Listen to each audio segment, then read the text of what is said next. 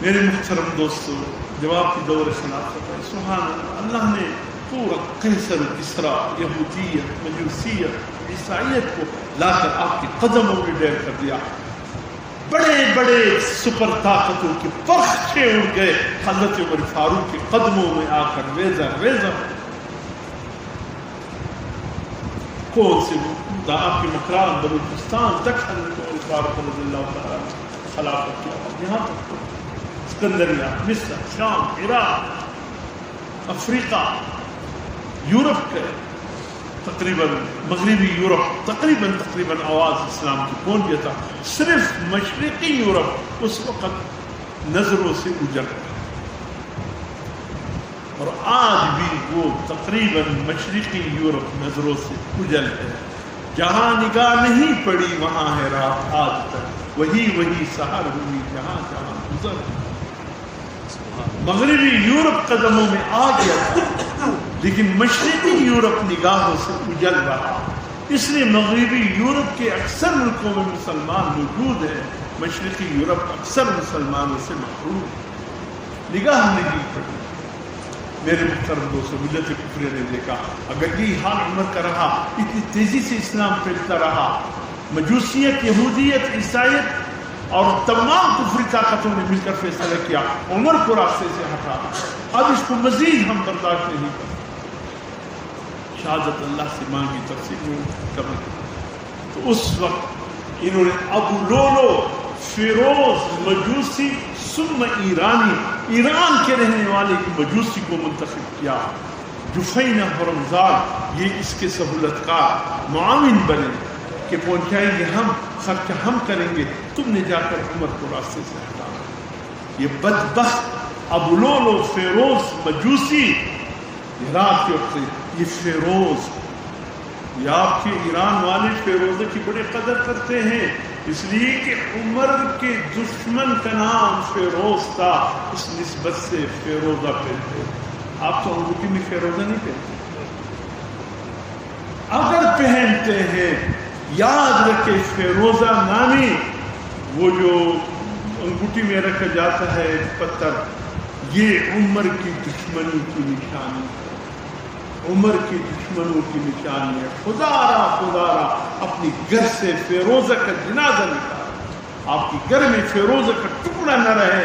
یہ عمر کے دشمن کا نام ہے فیروز. بدبخت عشاء کے بعد آیا منبر رسول مسجد نبوی کے پیچھے چھپ گیا. صبح حضرت عمر فاروق فجر کی نماز کے جاتے ہیں، ایک ایک دروازہ کرتے جاتے ہیں، الصلاۃ الصلاۃ الصلاۃ. مسلمانوں نماز کے وقت آؤ. جتنے راستے میں آپ کے گھر سے مسجد تک دروازے تھے، دستک دے کر آپ مسجد نبوی میں آئے.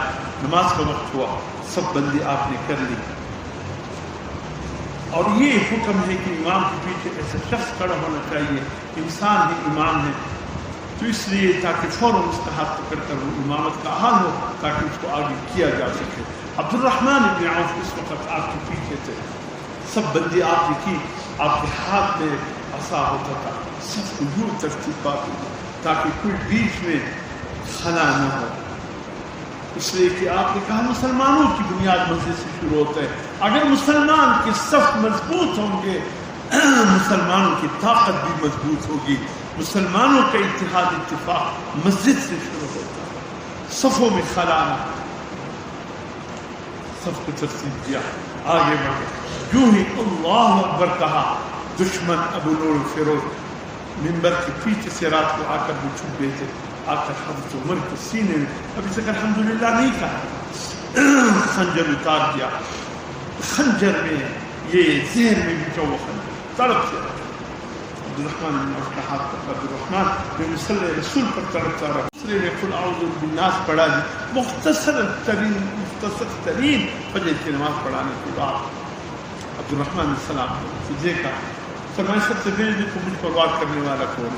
دیکھا تو فرمایا یار غیر مسلم ہے. فرمایا شکر الحمدللہ کسی مسلمان کے ہاتھوں نے یوں مر رہا. 27 ذی الحج، 28 ذی الحج، پھر آج کے یہ دن 29 ذی الحج. بس وہ سال 30 ذی الحج کا نہیں تھا، یہ 23 ہجری 29 آپ کے دن بس آخری زخمی ہوئے. اما عائشہ سے روضہ رسول میں اجازت چاہی مدفون ہونے کی. وہ رو رہی تھی. کہا یہ جگت میں نے اپنے لیے رکھا تھا, عمر کے اتنے احسانات ہیں. اما عائشہ نے کہا آج عمر کو میں اپنے اوپر ترجیح دیتی ہوں.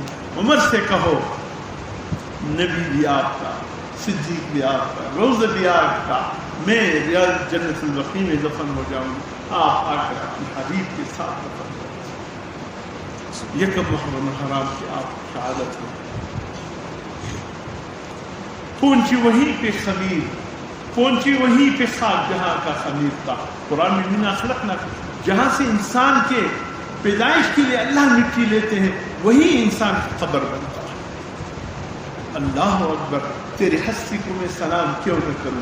جس مقام سے اللہ نے حضور صلی اللہ علیہ وسلم کے جسد اطہر کے لیے خاک لیا تھا, جس مقام سے اللہ نے ابو بکر صدیق کی تخلیق کے لیے اسی کے جسد کے لیے خاک لیا تھا, اسی مقام سے اللہ نے عمر کے پیدائش کے لیے اور جسد کے لیے اللہ نے اسی مقام سے عمر کا بھی خاک لیا.